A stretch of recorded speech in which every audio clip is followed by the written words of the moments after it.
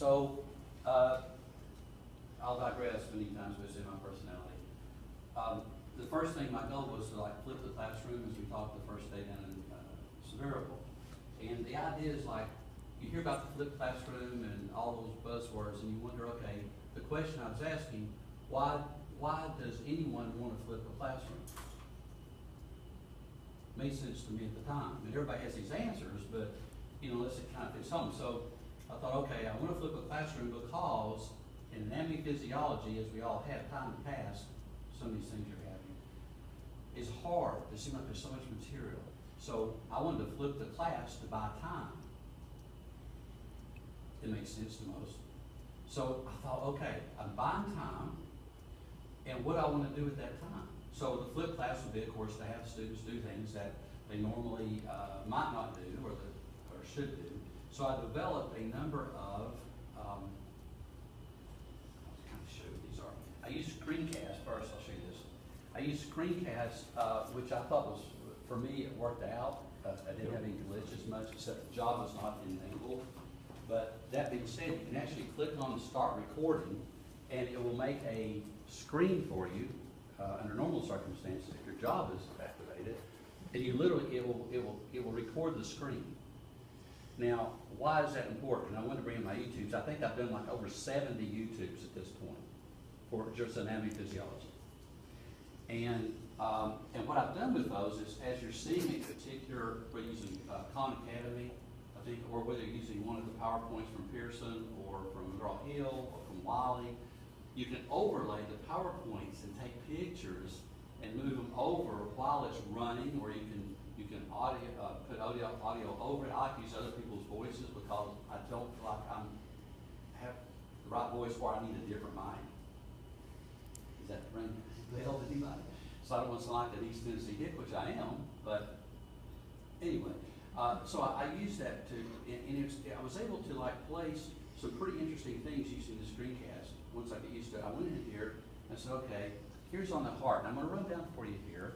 I put them on lessons. So what I have them do, for example, when they're going through the cardiovascular system, I put the notes here at the beginning. I can't point to it, I guess, but on the actual heart lecture notes are in PDFs. And then I went through and actually started meticulously through the cardiovascular system, saying, here's lesson 1, the cardiovascular system, the heart anatomy. And I place in there as a buy-in, I put how many minutes. So this is a 4-minute video. Now to a student, that seems pretty cool. Not so long, right? A lot of information, not so long, but look, 4 minutes of this make head spin. Does mine. So I'm going through, and I give topics of interest, I don't put student outcomes, learning outcomes, but I do topics of interest, so we don't get upset with the powers that be in SACS. And so I go through the number 2 and number 3 and number 4, and there's pictures with them, and I give the lessons. Each one of these I did on Screenomatic. Sorry, these aren't coming through here as well because part of Java. And so there's like, in this particular one, there is, let's see, 14 or 15 lessons.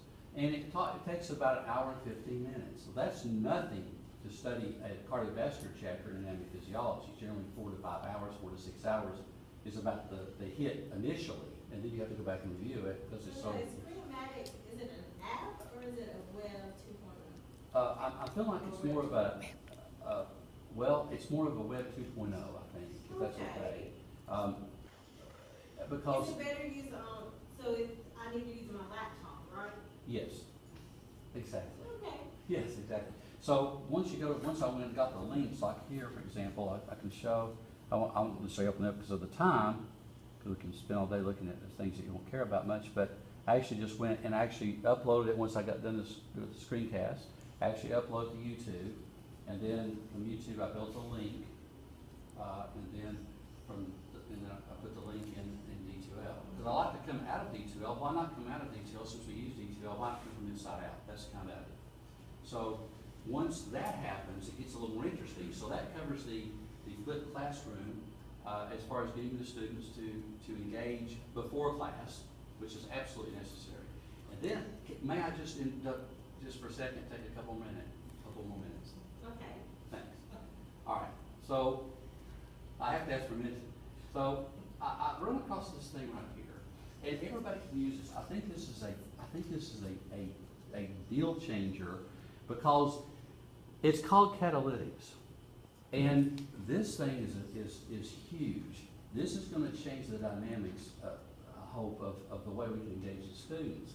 And bottom line, the way this works is you're able to build in questions when the students come in the room.